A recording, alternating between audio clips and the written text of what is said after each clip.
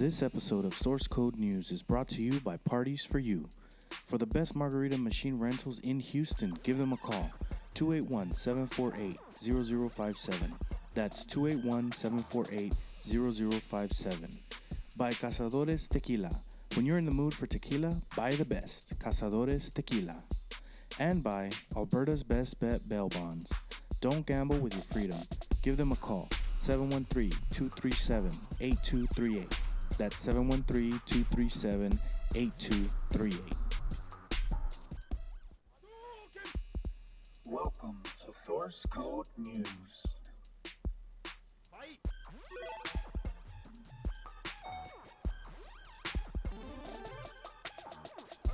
We are live every Thursday night on SCP Radio. We are your number one source in tech and gaming news. Join our chat room on scpradio.com or call in to be a part of the conversation. Perfect.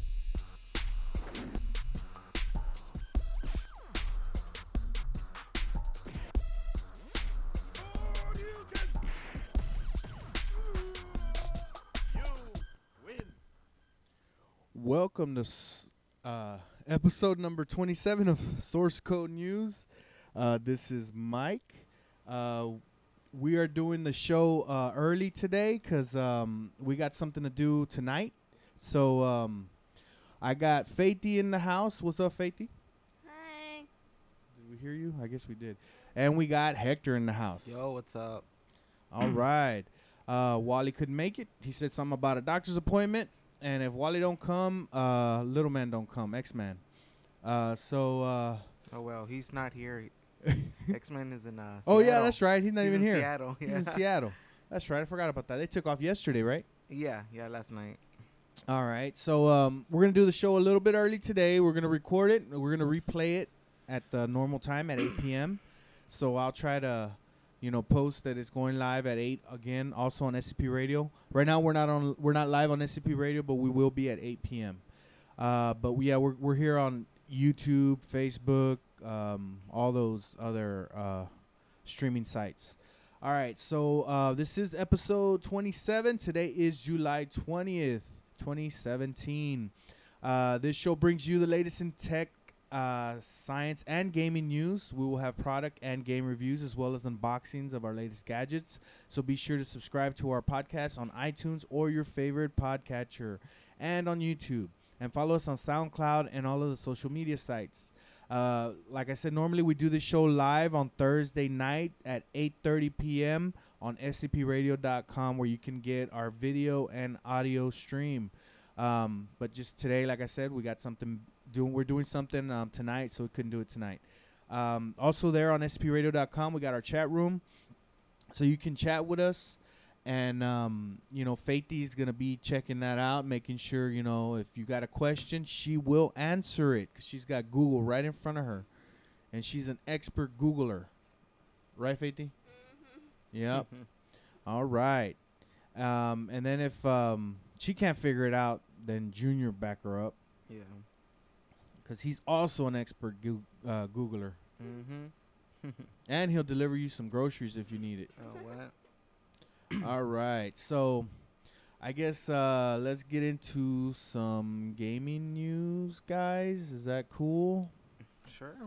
Oh, no, not gaming news. Is it? I have to go to the very bottom now. Oh, no. We're going to tech news. That's Tech what news, it is. Yeah. yeah. All right, tech news. Tech News. All right, so I don't know how techy this is, but you guys know who George Romero is, right? Junior? No. You don't I know who who George Lucas is, but I don't know. Not George Romero? No.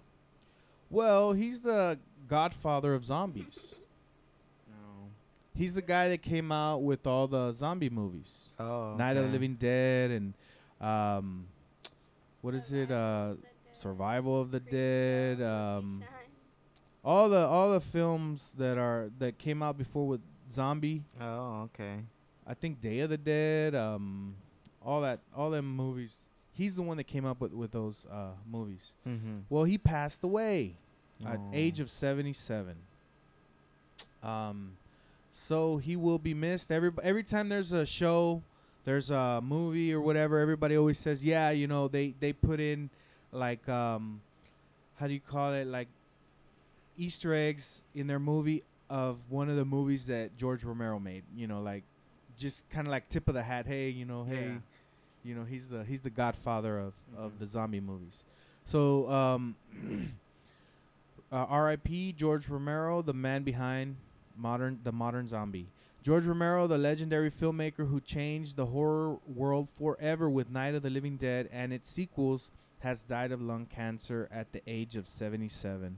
Romero will be forever remembered for his iconic contribution to horror, not just through his birth of the zombie genre as we know it today, in 1968's Night of the Living Dead and its litany of sequels, all the way up to 2009's Survival of the Dead, but for his work on Creepshow, Monkey Shine, The Dark Half, and dozens of other films and TV projects.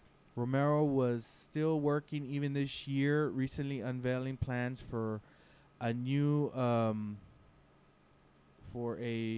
Of the Dead film about NASCAR zombies. Romero is survived by his wife and 3 children, and our thoughts go out to his family at this sad time. But yeah, that's messed up, you know. Cancer. Damn it. But yeah, he like I said, he's an icon in the zombie genre. I can't believe you don't know who he is. Junior, you should know who he is. But okay. Faith, do you want to take the next one? Sure. This one's kind of funny. Security cam footage shows break-in was actually just a jerk goat. Oh, I've seen this one. When employees of Argonix Inc. arrived at work on Monday morning, they discovered that the front door to their Colorado office has been shattered. Initially, the team expected a burglary, but nothing was actually missing from the office. Luckily, the company had a security camera installed, which showed a very different story. The camera captured a disorderly goat vandalizing the front door with a few good rams. When the glass on the door broke, the goat just proudly scampered away. What a jerk. That's kind of cool. You know, that goat's probably God. like let me see. There's a video right here of it. He's just banging into the look at him. Look at him. Bam, and then he runs. He's like, "Oh, look, there's even other ones." His whole squad. Like, Squad goals. They're like, "Take a selfie." Oh man, look at him. And he starts banging again. Man, what did that door do to him? Dang. He's pissed. Look at him. Break stuff. Yeah. You know, they're teenagers out on the night, you know, just doing mischief, you know. Look at him. Oh my God. Holy moly. He's like, "Oh, I got you, sucker." Dang. He's like, "Yeah, let's go now." Oh my God. And then people get there from work and they're like, somebody broke in. Uh-oh. Nobody broke it. But yeah, it was just a goat, you know, like they do. You know, goats just break stuff. But yeah, it's kind of crazy. All right, that one was kind of funny. All right, this next one is also kind of funny. Junior, take this next All one. right. DC security robot quits job by drowning itself in a fountain. What's up with the robot? I'm sorry to inform you that perhaps some robots are taking this whole be more human thing a bit too far. I've seen people make jokes about jumping into a river or out of a window when they feel distressed, but one DC-based security robot appears to have interpreted this on a literally level. We don't yet. We don't yet. We don't yet know the full story of what happened, but appears the robot, a Kingscope K5, ran itself into a water fountain inside an office complex. No word on whether it survived its injuries or why the incident occurred. Did it Did hate it its hate its job? job? Did it just overhear some horrible news? Did it realize that the future's not, in fact, now? Okay, Yeah. so that's Is there a video or no? Or just a picture. I don't think I have the video of it. Oh, I okay. looked for video of it falling, but I guess they didn't capture it. I don't know. I just didn't see it in the article. But yeah, that's kind of messed up. They just had to go in there and retrieve the robot. Yeah. Now I saw a video of someone interviewing the person, not about the incident, but saying, "Why do you have these robots? Like, what do they do? I mean, I don't think I they mean, can stop somebody." Just by looking at it, looks like a Dalek from Doctor Who. That's what the lady told him. They're like, "That looks like the Doctor Who, one of those robots." Yeah. And he says, "Well, no, we more think of it as was it R2D2?" Uh-huh. And I'm like, "But that don't look like no R2D2." Well, R2D2 is not a security And it's not a security Well, a robot. Dalek probably would. Yeah, but then again, it doesn't it doesn't do nothing but have video cameras and walks around. You know, Oh, okay. it rolls around Oh, wow, videotaping. then. Yeah. And- Be recording all of it. And he's like, the lady's like, "Well, why? How does this help anything?" They're like, "Well, people come in, they see all these robots around. They're like, oh, okay, let's go somewhere else to do, to steal or whatever." They're gonna steal a robot. I'm like, I mean, I don't see the difference between having a camera in the corner of That's- the room. that's the first thing she said. "Well, you could put a camera there, mount a camera, so it can capture the whole thing." He goes, "Yeah, but people don't recognize the camera." She's like, No. When I go into a place, I always kind of see the cameras. They're like, okay, they're watching me here, they're watching me over there. He's like, "No." He goes, "The cameras, people don't, notice the cameras. These are around, walking around, looking at people and all this stuff." And she goes, "And well, then how does it help if they can't stop you? What is it gonna do?" And they're like, "No, well, the security guard can see everything the robot sees. He has a computer screen up with all the video feeds of the robots." Mhm. And she's like, "Okay, I guess, but like, it didn't really make too much sense of just a waste of money. yeah." And he was also saying that he doesn't sell them, he rents them out. So Oh my God. at like minimum wage. So you have them 8 hours in a day or whatever, you're paying minimum wage for those 8 hours. So that's how they rent. That's what they do. And they said there's been other incidents with these robots that it's run over a kid's foot, like it knocked over a little kid, a infant, a toddler, Oh my God. Uh-huh. and ran over its foot. And they showed a picture of the kid's foot. It was a big bruise, like it made a big mark on him.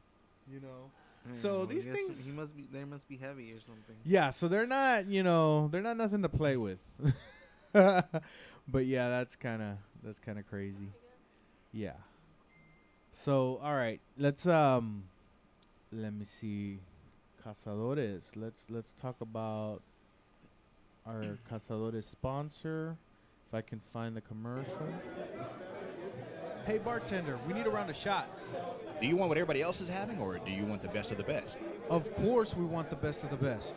Well then, Tequila Cazadores is the one for you. For those special moments in your life, whether it's a special occasion or just a day relaxing with your friends, drink the best of the best, Tequila Cazadores. Don't laugh at Why are me. you laughing at Michelle? Oh God, Faith your always- voice is so. Faithy always laughs. Oh my goodness, Faithy, that's rude. Don't know that's your tia. Don't laugh at your tia. All right, let's get into some science news.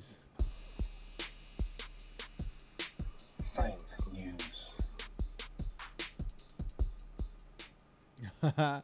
All right, so we're getting into some science news. Physicists have created the brightest light ever recorded. So let me see. It's a laser. So let me see. Jason Kobler writes, a group of physicists at the University of Nebraska Lincoln's Extreme Light Laboratory announced Monday that they have created the brightest light ever produced on Earth using diacols. I don't know how to say that. One of the most powerful lasers in the United States. So it's a laser.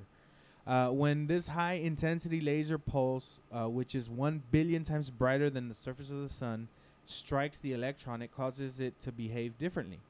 By firing this laser at individual electrons, the researchers found that past a certain threshold, the brightness of light will actually cause an object's appearance rather than simply making it brighter. Wait a minute. Will actually change an object's appearance. Okay, so it'll change the appearance instead of just making it brighter. The X-rays that are produced in this fashion have an extremely high amount of energy, and standard. I don't know.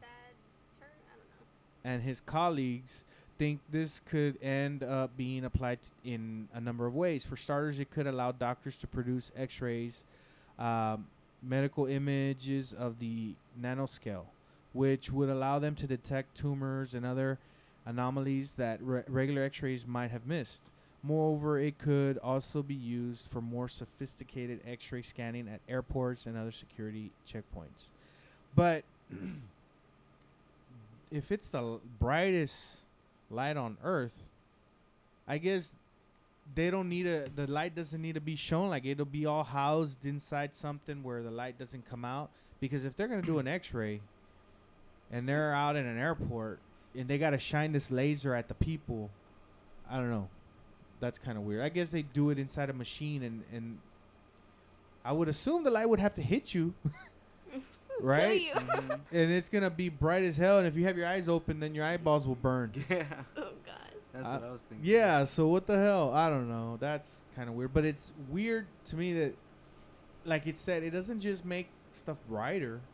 It changes the appearance of the object. So, like you said, that's why they came up with, well, maybe it can do better X-rays than what we have now. Well, yeah, it changes the appearance because it's a laser. It's a laser. As long as it doesn't burn right through them. That's why it burns right through. That's why it changes the appearance. But yeah, I don't want to be the first guinea pig to be tested out on that. But yeah, I thought that was kind of weird. That's a weird feature for a laser to have on stuff. So, all right, Faithy, Sure. you want to talk about caterpillars? Plants have a trick that drives very hungry caterpillars to cannibalism. Caterpillars emerge from their eggs very hungry and start munching away on green leaves, apples, plums, tomatoes, and... Oh, God. Why, Eric? Why? You just ate Carl. Yes, unlike beloved children's stories may lead us to believe, nature is a cruel, hard world, painted not in watercolors but in blood. A study published today in Nature, Ecology, and Evolution found that chemicals released by plants as they are eaten can help push caterpillars to cannibalism.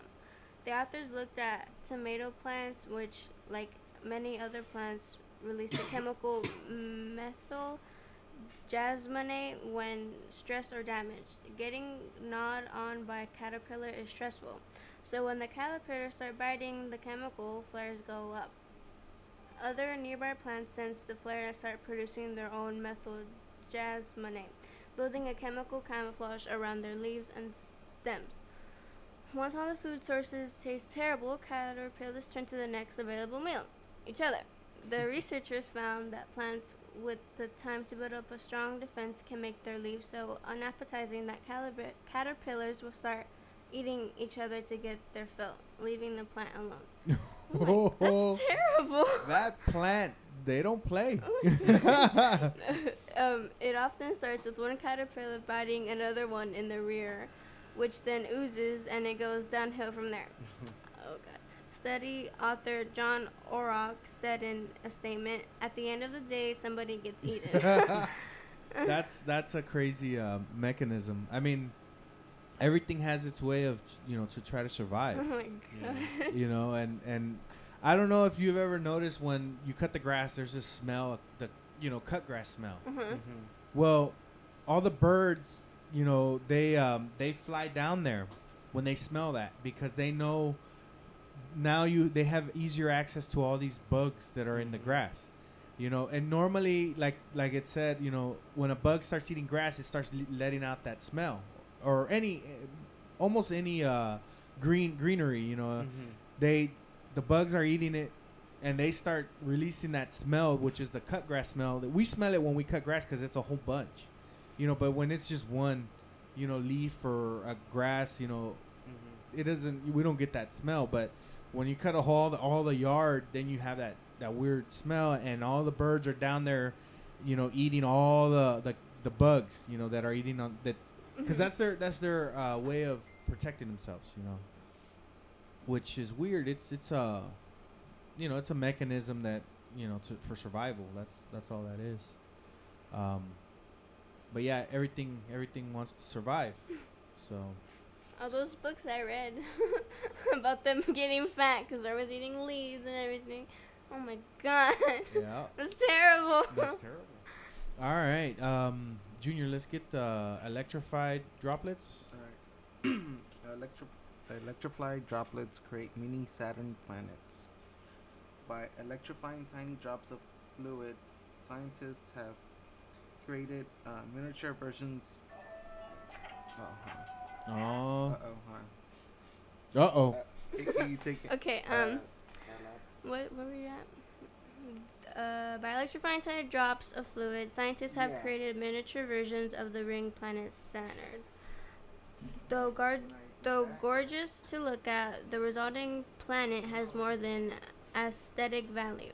The achievement could help lead to new ways of generating microscopic and uniform particles and capsules often used in products such as drugs, inks, cosmetics, paints, and ceramics, researchers said. There you go. When a drop of electricity conductive liquid is exposed to an electric field, the droplet responds by forming two electrically charged poles. Previous research has shown that these poles can get pulled towards the sources of electric field, taking on cone shapes. If the pool is strong enough, the tips of the cones can spray jets of droplets. Experiments regarding this effect, known as electrospraying, often involve drops of liquid surrounded by less electrically conductive fluids. In a new study, senior author Platia something. Platia V. Yeah. An engineer at Northwestern University in Evanston, Illinois, and colleagues wanted to explore what happens when drops of liquid are submerged in more electrically conductive fluids, especially drops of silicone oil suspended in Vasco oil. So they're just dropping electricity or something. They're dropping those into like electricity fields. Mm-hmm. Let me see. They get caught by between two electrified plates. Its poles take on the opposite electric charge of those plates. When it comes to electricity, opposites attract, so the poles of the droplets get pulled outward to become cones, with the drop taking on a football shape. You see, these new findings reveal that when a drop is less electrically conductive than its surroundings, its poles take on an electric charge that is the same as the electrodes. Since like repels like, the repulsion between the electrodes and the poles squash the drop into M&M-like shapes. If an electric field is strong enough, the researchers found that the equators of these squash drops emit concentric rings of droplets making the drops look like miniature versions of Saturn. In experiments, drops of silicone oil about 1 millimeter wide generated droplets that were about 100 times smaller. They were surprised by the fact that the rings detached from the drop. They weren't expecting that at all. V Guy noted that they could generate rings in a very controllable way. You can turn the streaming on and off at will. Future research will explore what materials can be used to produce this ring of particles effect. The broader the range of materials, the wider the application will be. V Girl and her author Quentin Brousseau at New York University are scheduled to detail their findings online July 20th in the journal Physical Review Letters. Okay. So, I didn't get that. Yeah, electrical droplets create mini Saturn planets. It's just an effect that was noticed when they were messing with electric fields and these droplets. They're like, okay, this is weird. Didn't expect this to happen. That was the whole reason of this. And what if? Like, yeah, and they said, well, what happened this, and then that happened, and they're like, oh crap, well, why is this happening? And what can we use it for? Like, maybe in the future it can be used for something. This effect, but which is what science is all about. They're like, I wonder, what would happen, or we think this is what's gonna happen, and then they try it, and see if it does happen. But okay, let me see, nightmarish sea spiders. No. So we're gonna look at some sea spiders and see how cute they are. How cute. Oh Lord. Oh God.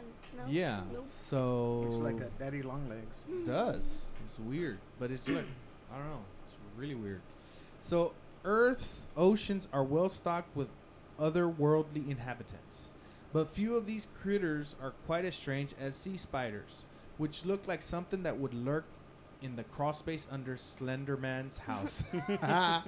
With their impossibly spindly legs, sea spiders, which aren't even actual spiders, stride across the ocean floor with eerily slow, deliberate steps. They eat by piercing stationary animals like sea anemones and sponges with their long proboscises and sucking up chunks of tissue softened by digestive juices.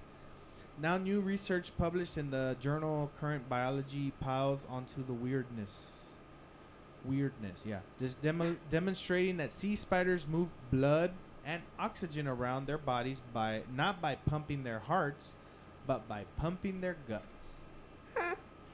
Sea spider digestive tracts weren't exactly normal to begin with. There is precious little space in their tiny abdomenums for organs. So sea spider guts branch out and feed down into the entire length of the animal's legs. In effect, sea spiders' guts are space-filling and ubiquitous in their bodies in the same way that our circulatory system are space-filling and ubiquitous, said lead author H. Arthur Woods of the University of Montana in a press release. This space-filling gut is responsible for a method of transporting oxygen-rich hemolymph, the equivalent of blood in arthropods like sea spiders.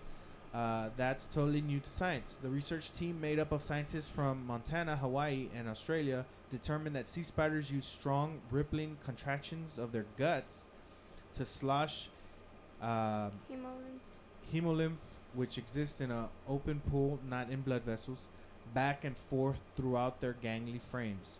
The sea spider heart beats weakly and is only able to push blood throughout the central body. So this gut pump picks up the slack.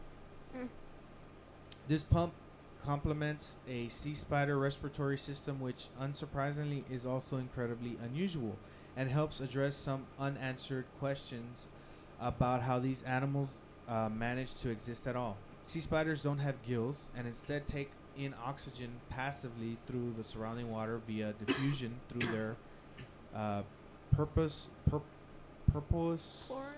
purposeless exoskeletons.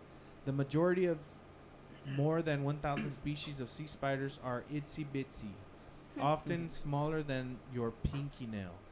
But some species in the bone rattling waters off Antarctica can get as large as dinner plates. And that extra body volume presents tissue for the achingly slow process of diffusion, which inspired Woods and his colleagues to explore how these lanky Antarctic titans manage to get enough oxygen. After a recent expedition to Antarctic's McMurdo research station to study this case of polar gigantism, the research team gained an insight on how the sea spiders may pull it off. In 12 species of sea spiders collected from Antarctica and temperate locations in Oregon and Washington, the researchers tracked the flow of hemolymph and dissolved oxygen through tracers and video microscopy, and manipulated the wave-like contractions of the gut. They discovered that as a pulse in the gut tube pushes a bulge of fluid and food particles down the leg, a complementary bulge of hemolymph in the constricted space of the leg is squeezed back up toward the body. This pumping action also appears to send hemolymph with high concentrations of oxygen at the tips of the legs upwards to support the rest of the body. Basically, the legs function like gills, absorbing oxygen from water, and the gut works like a heart, distributing oxygen to where it's needed. So that is a very weird way of doing stuff. Not like humans. Yeah, so that's, I don't know, nature finds ways. It figures out how to do similar things, that other animals do, but, in its own way. It's just like, we found, different ways like eyes have come about. There's still animals that just have like little pinholes, and they see light. Like light comes in those holes. Depending on where the light hits inside that hole, they know, oh, there's an object to my left or to my right. They don't see like us, but they see similar. They see a way, like kind of like back when our eyesight, humans' eyesight was being created when we were whatever we were before. It came in stages, and you can see in nature that they're still going through different stages of forming, eyesights and different things. So just because it's at the very beginning of a stage doesn't mean, they can't see. Well, they might not be able to see clear like us, but all they need is, they can see a little bit of light and shadow, and they know something's there, or there's a wall there or something, so it's pretty cool, pretty interesting. Let's mention our other sponsor, which is Parties for You. Faithy, what do you think about Parties for You? Don't mention that because you don't drink none of that. You're too little. How about you, Junior? You like Parties for You margaritas? Oh yeah. You got a favorite? The mango passion. You like the mango passion? Yep. I like the mango passion, and when you put that what is it? Tahini? Hellraiser? Oh, No, tahini. Tahini. When you put some tahini in there. Yeah, I had that one time. It was good. Oh yeah, you put so that one's pretty good. The strawberry and the Hellraiser mix, and then you put some that strawberry tequila. Man, you're popular today. You put the strawberry tequila in there, and it really makes it good. So let's see. Parties for You is the #1 sponsor here at SCP Radio. They are the best margarita machine rentals in Houston. George Gonzalez is the owner of Parties for You.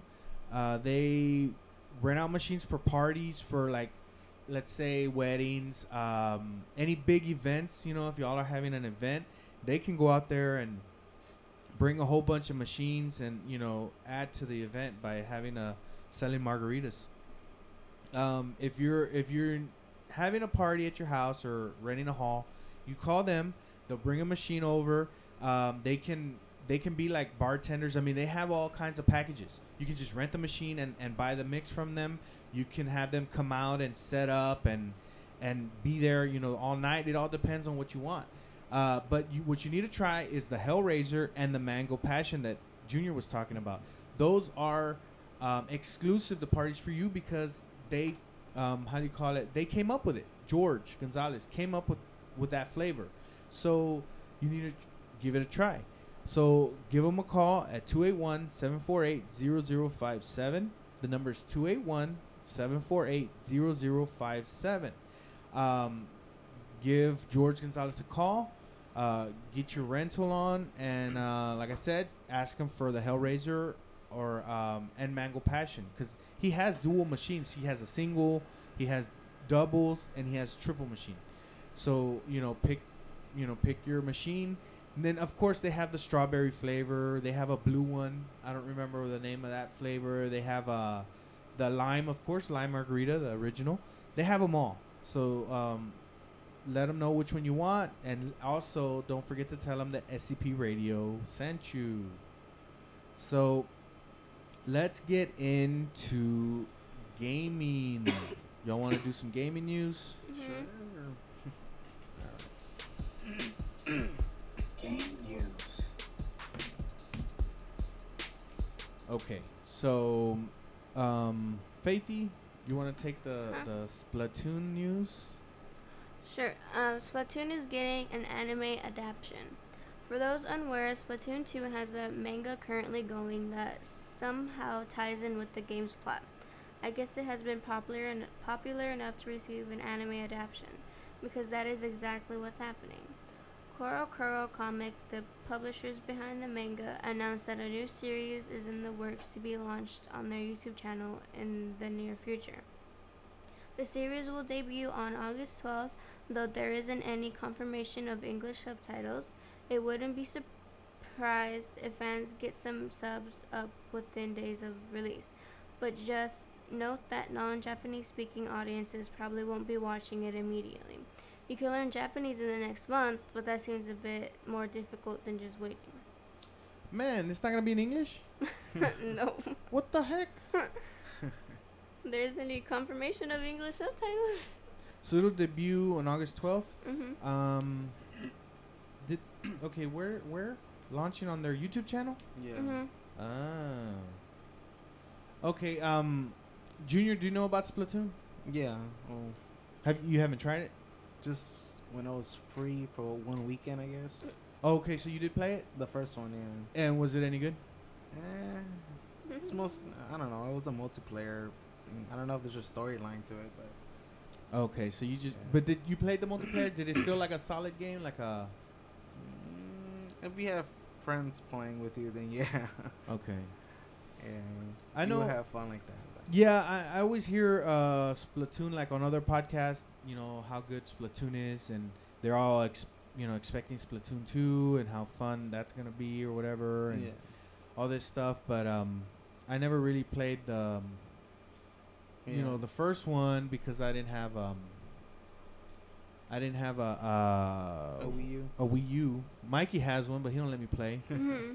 And just FYI, Melinda's watching. What's up, Mel? Hey. Hi.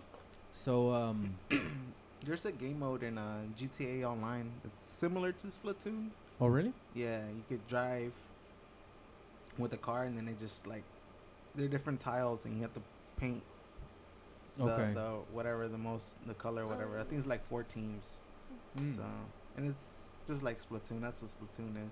Okay. Yeah. Yeah, because you're painting stuff with Yeah. with the gun. Yeah, and you're just trying to cover up the map, and the person, whatever team with the most color Wins. wins. Oh, okay. What about? Do you shoot each other? Do you I think kill each so. I other? think so. You just shoot each other with paint, yeah, and then you just get knocked out, Oh. and then you just spawn in again. Oh, okay. So you Yeah. paint them, and then you just keep on yeah, painting. and then Okay. I mean, I wouldn't mind trying it. See how I'm see how saying it is. you need a team. It's a more team-based game than just a single player, Oh, okay. unless it's a 1v1, I guess. But Yeah. So then on a 1v1, I would assume you're just running around painting, avoiding the other person, trying to Yeah. paint more than them. yeah, Okay. doesn't. I don't know. I mean, I'd like to try it. I don't know if I'd spend that much time on it. Yeah. What about you, Faithy? Does it sound interesting to play that type of game, or Nope. you don't like first-person shooters? Because that's how okay, it is. but that game, It's like, not first it's person, not. no. No, oh, it's not. What is it? Third person? Yeah, third person. Yeah. Like it's kind of like Gears of War then. Huh? It's like Gears of War. You know how you see the person in front of you. Yeah, but like, it's not that I don't like those games. It's just I don't like the whole what you're supposed to do in the The game. objective, yeah. You're just painting people, knocking people out. Painting Yeah. the That's walls what and it is, stuff. yeah. No. Yeah, the floor, the walls, No, everything. thank yeah. you. We got DJ Fluffy listening, and we got Edgar. What's up? How y'all doing? All right, let's move on to. I guess the next one is Telltale. Telltale. Alright, get this one. Telltale teases upcoming announcement as rating field for new Batman project. Have y'all played the Batman Telltale one? Nope. Mm-mm. No? Okay. It appears that Telltale Games is gearing up to announce something during San Diego Comic-Con, and it might be a new Batman series. The studio recently said on Twitter that it will have news to announce this week at San Diego Comic-Con. However, Telltale has revealed nothing else about this, what it might be. Some speculated that it could be a new Wolf Among Us series. Give that the one of its actors retweeted Telltale's tease. However, the film and Labeling. body of New Zealand, New Zealand posted a rating today for a video game called Batman Enemy. The Within- enemy. The Enemy Within. It lists Telltale's games Kent Model, I guess. Model. Yeah. Yeah, as its director. Model previously worked on an episode of The Walking Dead, Michonne, as shown as Telltale's Game of Thrones series. So yeah. This would be the second Batman series. Yeah, I'll be the second Batman game. Yeah. So the first one consisted of 5 episodes, and that was in December 2016. Okay, I never played the first one. If this is, I wonder why. Wouldn't it just be like season 2 of Batman? Wouldn't they do something like that? Cause don't they do that with like the Walking Dead series, like the. Or Well, yeah. they go up to 5 episodes and then they do like the next like season 2, and then they do like a few episodes, 5 episodes, and Mhm. don't they do something like that? Think Unless so, yeah. or they just want to go to a completely whole other story or a different Yeah, like well, Batman has different universes. so yeah, so maybe it's a whole other universe. probably. So you never played it? No. No. I just seen like one gameplay of it and it just didn't interest me. Yeah, because I bought the Telltale what do you call it? Walking Dead. The Walking Dead, and on Xbox, and I was Mhm. all excited. I played the first maybe 2 episodes, and then I just didn't go back. Yeah. And I bought the full series. I think Mhm. the first season 1 and 2, or something like that. Mm-hmm. And I just never went back. I was like, it doesn't catch my. I get bored because I want to see action. Yeah. Mhm. I know it's a story It's game. a story. Yeah. Yeah, I get it, and yeah, I am interested in story. I just don't have time for this slow stuff. I don't Blah, even. blah, blah. Yeah, so I mean, I'm still trying to go back to Gears of War Oh 4. my God. My wife and I I've were been playing. trying so hard to get them back there. Yeah, I mean, it's fun to sit there and play it. I just don't have time. You know. Let me see. Okay, Star Wars Battlefront 2 beta. Excuse me. That's coming out. The beta is gonna hit in October. Anybody gonna get that one? The which one? Star Wars Battlefront 2. Maybe, I don't know. It doesn't. That's not one of your favorite games. Yeah, it's one of my favorite games, but not. Not that much of a favorite game. Yeah. I mean, it kind of was like a favorite of mine, like back in I think it was 360 times when they had how do you call it, Battlefront, the first one, not this new one that recently came out, but there was other Battlefronts, and I thought it was a lot of fun. I would play with DJ Jimmy Ray. We'd play all the time. But I never played this Battlefront 1 that came out recently, or I don't know if I'll get this one. 'Cause I know a lot of people were disappointed with this Battlefront that recently came out. Okay, so the multiplayer beta for Star Wars Battlefront 2 will begin October 4th, said EA. That's the start date for people who pre-ordered the game. EA will open up the beta to everybody on October 6th. It will run through the 9th. So everybody gets to start playing from the 6th to the 9th. So if you pre-ordered, you'll start at the 4th, on the 4th. EA has also provided some information on what will be playable in the beta. You'll get to try out 40-person battles. Cool. In Theed, the capital city of Naboo. Yes, the prequels are taking center stage here, playing as either the Separatist droid army or Republic clone troopers. You'll have access to 4 classes: Assault, Heavy, Officer, and Specialist. EA said that beloved Star Wars heroes will be available too. The beta's second mode, Starfighter Assault, sounds more interesting, but EA isn't offering specifics yet. You'll be able to partake in a massive space battle that takes place during the original Star Wars trilogy. The mode will involve piloting an assortment of Star Wars greatest ships in an objective-based multi-stage battle, EA said in a PlayStation blog. The company will fully reveal Starfighter Assault at Gamescom next month. Okay, Star Wars Battlefront 2 will also offer a single-player game campaign, unlike its predecessor. For more on that mode, read the interview from April and watch the hands-on impressions from EA Play 2017. Okay, the Battlefront 2 beta will be available on 3 platforms that the game is being developed on: PlayStation 4, Windows, and Xbox One. The game itself is scheduled to launch November 17th. So if I do try the beta, because it'll be free on the Xbox One, and I like it, especially that it has a single-player game. The one that just happened, I don't think had one, right, Junior? It didn't have the single-player?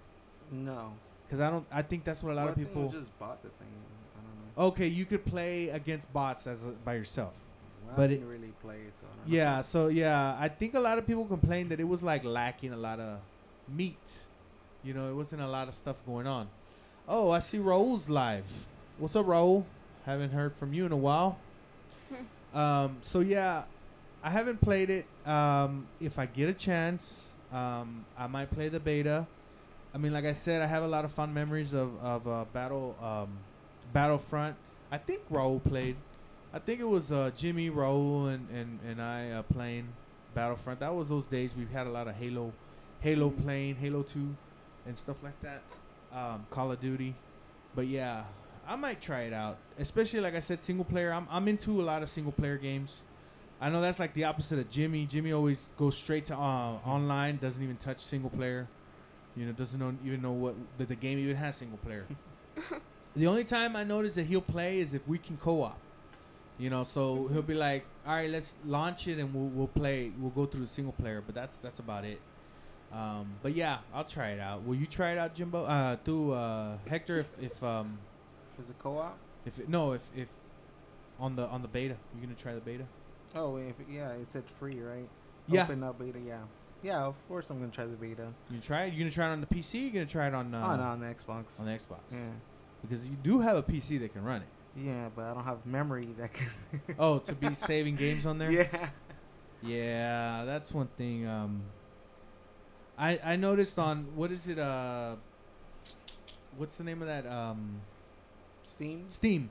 I had to trick it one time to be able to save it on my second hard drive because right away it wants to save on your main. Yeah. Yeah. So I don't know if you can still do that. Trick it to save it on the second hard drive that I have like on mine because I have a 2 or 3 terabyte one. But the main one is just either it's a 500 gig or a terabyte. That's what's running Windows. So I don't know. But all right. I see my dad's online. What's up, Dad? All right. So let's go on to Atari Box. Remember we mentioned this last time? I remember something. I remember about something it. Yeah. about that. Yeah. Okay, well, it's back again because everybody was like, nah, that's bull crap. That's fake news. Fake news. No Atari. Atari doesn't even exist. Oh. You know, fake news. But it's back again. So who wants to take this? Faithy, you want to take this? Okay.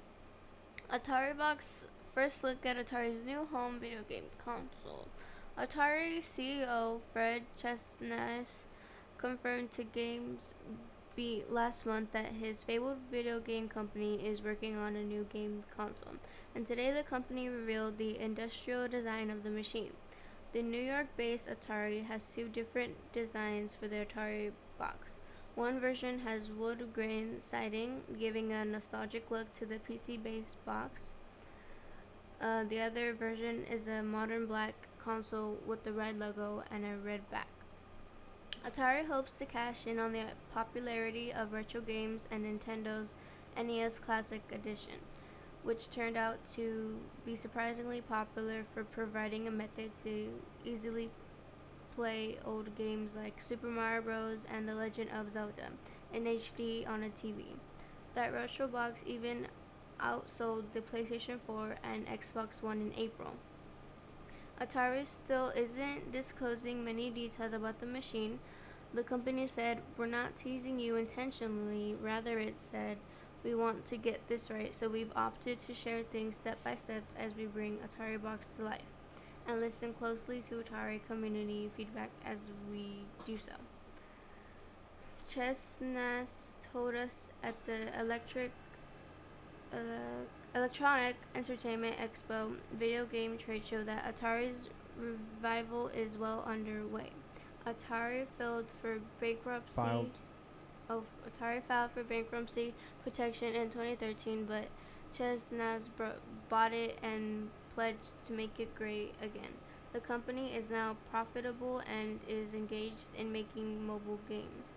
It is licensing its brands more widely, such as licensing its Atari name for upcoming Blade Runner 2049 movie. 2049 movie. Cool. Junior, you ever watch Blade Runner, the original? I heard of it, but no, I never seen it. You never watched it? Mm-mm. Will you watch the new one that's coming out? Yeah, it's the one with what's his name? With the two Yeah, actors, the guy that always wears the pink shirts. yeah. Harrison Ford's on there, but yeah. but he's the original. You know, I've seen it. I mean, I didn't see it when it came out or anything, but I saw it, you know, a few years back. I one day when I was off from work, I was like trying to watch all these iconic movies. It holds up. I think it holds up. It's a good movie. You know, they're like, I don't know, I don't remember the name of them, like some type of robots. Like they're not real humans. Mm-hmm. But anyways, I see David Casas is on. What's up, David? But yeah, so it's not the same Atari as, you know, same people. This guy, you know, Chesnes or whatever bought it, but he wants to make it great again. Mm-hmm. You know, and so that's why they're coming out with Atari this. great again. Yeah. So that's why they're coming out with this this new Atari. But I mean, I'm assuming it's gonna be like a Steam box. I mean, what are they gonna do? Put Pac-Man and shit on there? Yeah. Ah. Well, like I mean, like, and it's like at Walmart or whatever. I see the Atari box already. You could put, it has like games in it. Yeah. So I'm like, Well, I mean, back in the day, you could buy a control. You know, like it looked like an Atari you control. Plug in on You the plug TV. it. Yeah, you plug into the TV and you play like 5 games or whatever. Yeah.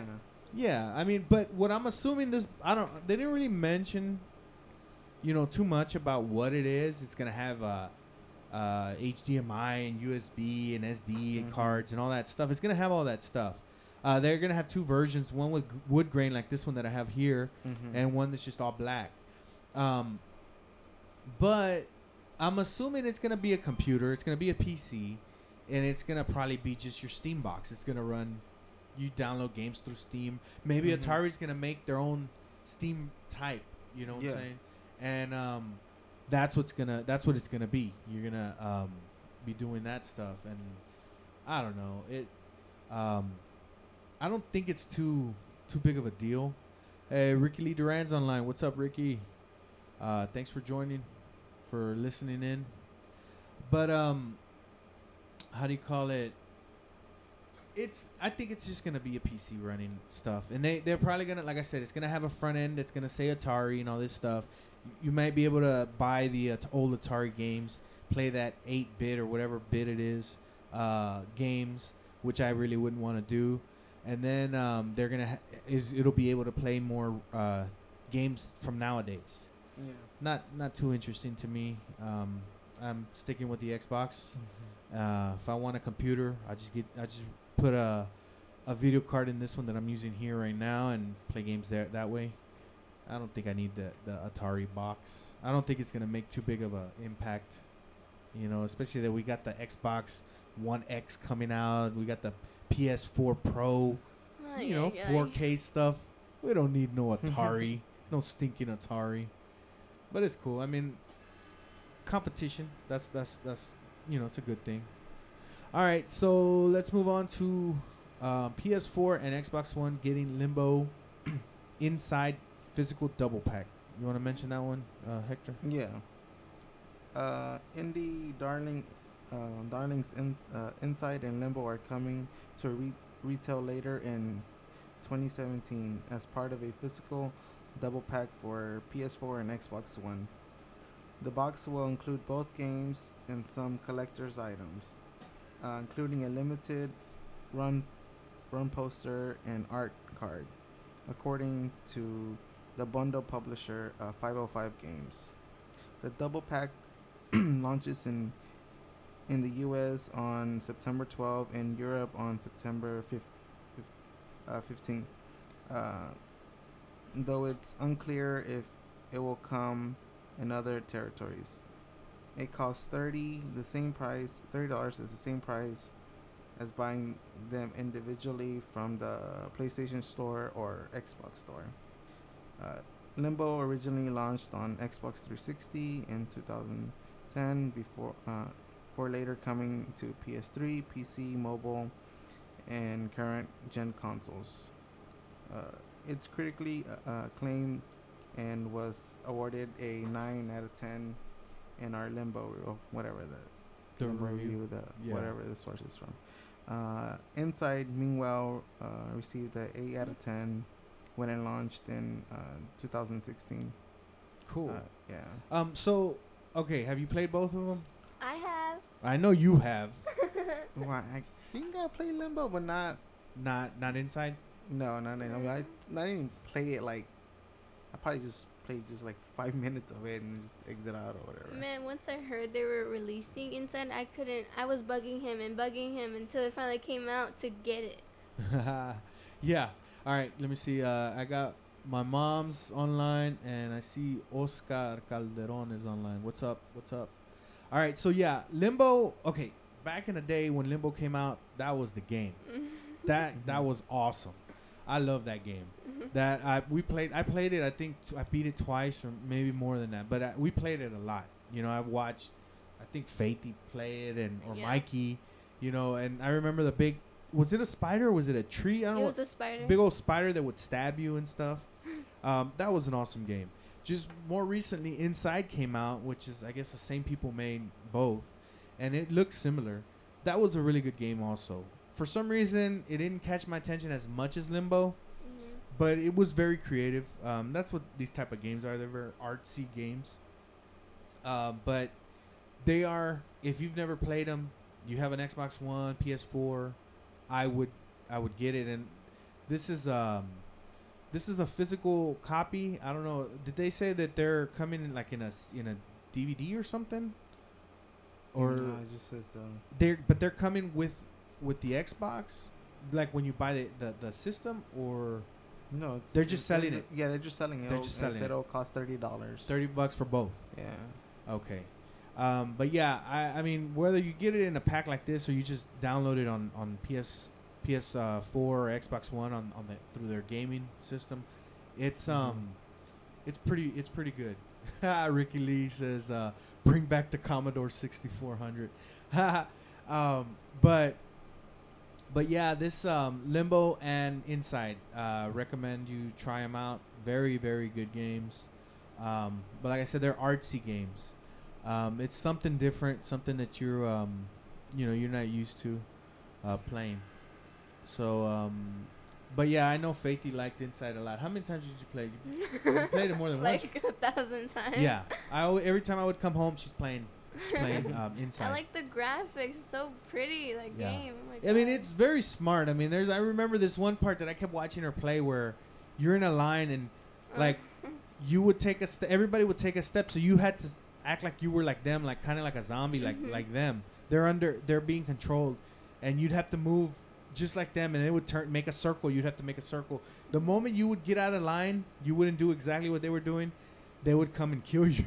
Yeah, there's like a camera watching you the entire time. and it saw like if you were moving a little too slow, it'd come and it'd zoom in on you and start watching you. If you mess up again, boom, you're dead. But it was very, very interesting game. I like that one. Okay, what's up with the next one? Pokemon Go. Who wants to get the Pokemon game? I'll do it. You want to do the Pokemon? Pokemon Go's raid update captures a fresh lease of life. It's been a year since Pokemon Go launched and became the kind of global phenomenon others games dream about. Kids played it, adults played it. I played it quite a bit. Here in the office, we'd go eat lunch in the park with our phones out, spinning the nearby Pokestops and calling out nearby spawns. Anyone need a digit? Drayton, just another Zubat. Pokemon Go was everywhere. On US chat shows, on The Simpsons, on Donald Trump's Twitter. Even Jeremy Corbyn had a go. The game's enormous popularity last summer was always going to be a difficult act to follow. How do you compete with the game's initial launch when everyone was off capturing their first creatures? How do you recapture that first sense of adventure? When the craze became a cultural phenomenon, Pokemon Go's big February update, which added 100 more monsters, was one answer to that. Simply having more Pokemon will always keep some people coming back. Another answer was simply to shore up the app itself. It's easy to forget now, but Pokemon Go's own stability would frequently prove the biggest barrier to getting to play. This summer, Pokemon Go hasn't added any new Pokemon. It hasn't even unlocked legendary creatures yet. But it has added a completely new type of gameplay. Raids, which have gotten me playing once more. The idea of raids initially made me think of Destiny, of the need to actively find a group of players to team up with to have any chance of succeeding. But with the promise of lucrative rewards. In some ways, Pokemon Go isn't dissimilar. Its raids come in different difficulties, the easier of which are achievable by yourself, but are a little more fulfilling than simple gym battles. Okay, I still haven't ever played a gym battle. What the heck is that? Just fight You the find, Pokemon. yeah, you just find a whole bunch of Pokemon. What do you mean you fight? You just fight. You just try to get that spot in the leader in the Yeah. gym. Yeah, But that's how it is. but do you they're attacking the other Pokemon? yeah, Yeah, they're Eh, both attacking. each So they other. just fight, and do you give them any do you tell them, attack with Nah, you just tap the screen and it just starts attacking. If you I guess hold and tap, I guess, and it does a different combo or whatever. So that's what the raid is. Yeah, the same thing. Oh, okay. But it's just it's like a Pokemon that appears in the gym. It's nobody's Pokemon. It's just a Yeah. Pokemon that appears there, and then you just fight it with your friends or whatever, and then you get the rewards or whatever. And then the end, you get a chance to capture the Pokemon. Mhm. Oh, okay. Oops. Okay. All right. So let's. I was gonna mention one more other one more thing here. Let me see if I can get it. Just popped up on the screen here. Let me see. Okay, so this is not gaming. This is a little bit, I guess, science or tech. Elon Musk says that he has the green light to build a New York, Philly, Baltimore, DC Hyperloop. Do y'all remember the Hyperloop? Is this the one you're talking about underground or something? Or no? Yeah. Well, it doesn't necessarily have to be underground. It's gonna be a tunnel. You know how when you go to the bank and you're outside and it has that air Those thing, tubes? the tubes. Yeah. Okay, it's gonna be one of those, except real big. For Humans. humans. Oh my gosh. You get in it at a station Just go. and it is boom, takes off. Oh my god. Yeah, a big giant picks you up in that tube and puts you inside that little tube, and then you just go flying. A giant. Yeah, giant. And then on the other side, another giant catches you. Oh god, no. Okay, no, I'm playing, but still, it's similar to that. It can go extremely fast, but see, Elon Musk just tweeted that his boring company, not boring, but boring like bore into the ground tunnel. Project has received verbal approval to build a hyperloop connecting New York City, Philadelphia, Baltimore, and Washington D.C. Oh my god. While we work to verify his claim, Musk is continuing to tweet more details about the project. The Hyperloop, an ultra-fast method of travel, first developed by Musk in 2013, would only take 29 minutes to travel between New York City and D.C. He claims, and it would feature up to a dozen or more access points via elevators in each city. Musk famously released his Hyperloop concept as an open-source white paper in 2013. Arguing that he was too busy with his companies, Tesla and SpaceX, to devote energy to it. Since then, Musk has grown increasingly frustrated with surface-level transportation, as evidenced by his tunnel project dubbed the Boring Company. The Boring Company started as a joke, but became increasingly serious as Musk began tunneling in a parking lot outside of SpaceX in an effort to demonstrate his ability to dig faster and more efficiently than traditional tunneling projects. Musk says he's working on tunnel boring machines that can simultaneously dig up and reinforce tunnels, which could go a long way towards solving a big engineering challenge. He recently announced the company completion of the first section of the tunnel under Los Angeles. Since then, he has released a number of photos and concept videos demonstrating how his intricate underground roadway system would actually look. It looks amazing, but irked public transportation advocates that prioritizing individual optimization over system optimization. As far as what he meant by verbal government approval, they've reached out to both the Boring Company and the U.S. Department of Transportation for more information, and they'll update this post if they hear back.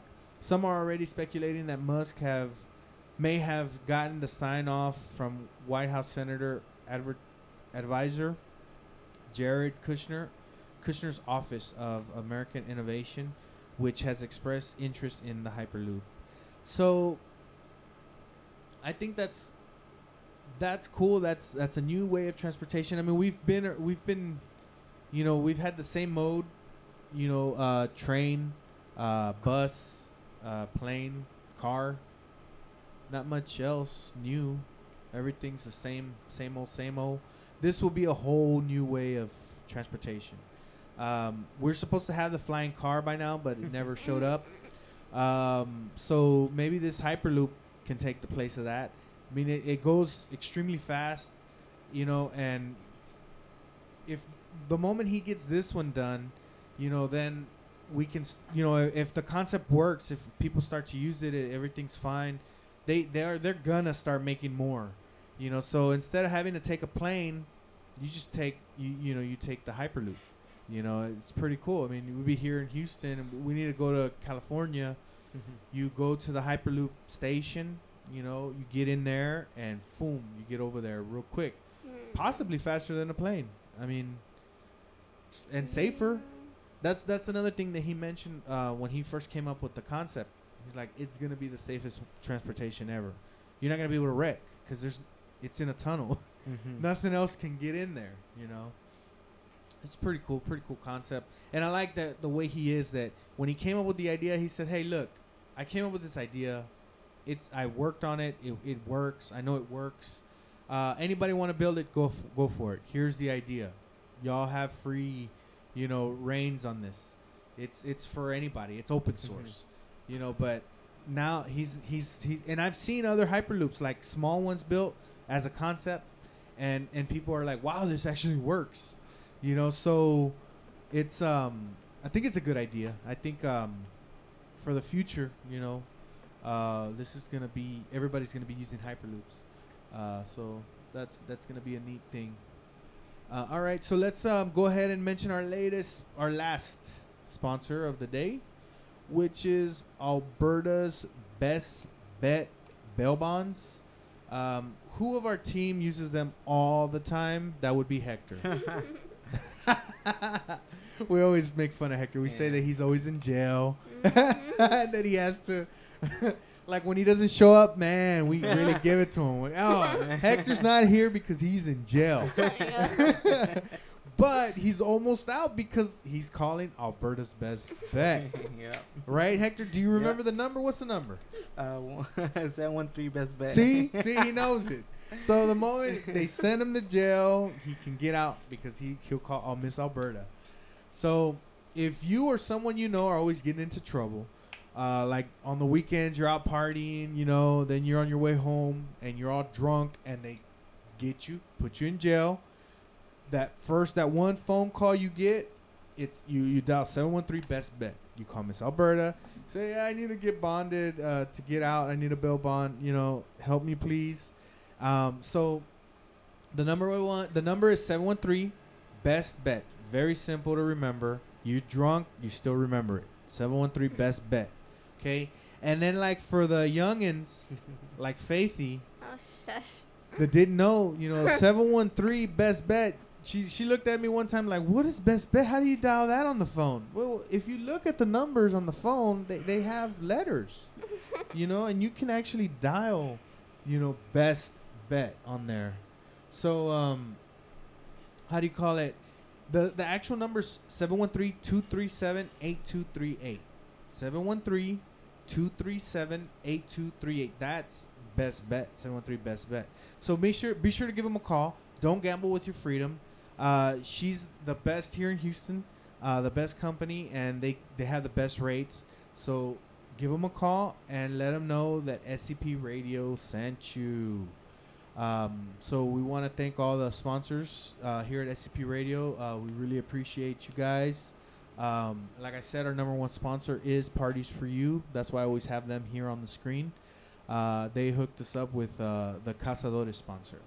So we want to thank George, always hooking us up.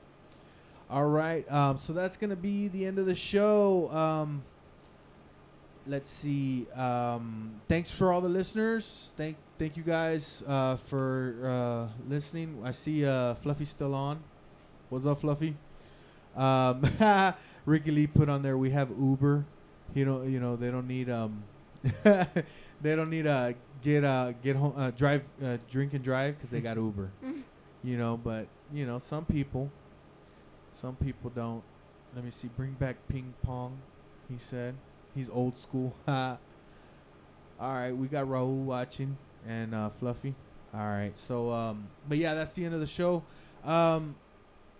Let me see. You can find me on Twitter at Space Cadet Pro, Facebook on SCP Radio, Space Cadet Pro, or Michael Lopez.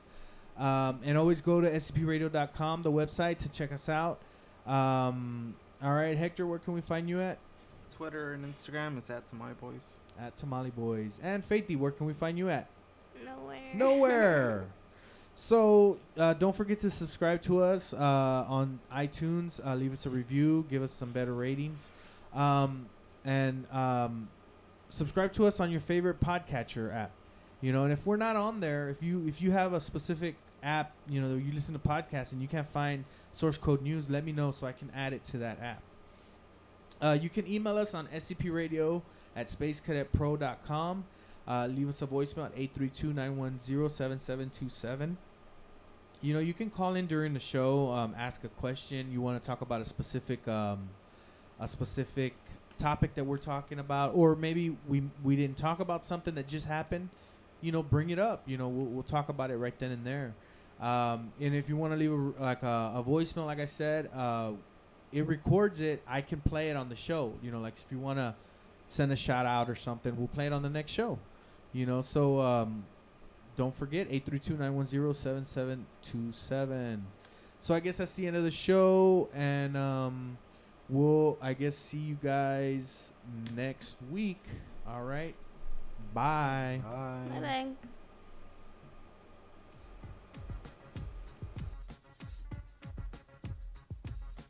This is your boy, Light Jockey Mike, and I just wanted to thank you for supporting SCP Radio. That's the end of our show, but please be sure to check us out on SpaceCadetPro.com, where you will be able to watch our videos, find and like all of our social media accounts, and chat with us. While you are there, click on the radio tab, where you will be able to see the show schedule and all of the different ways to reach us. You can also listen to us from there if you are on a PC or laptop. Thanks again, and remember, we are the future in entertainment.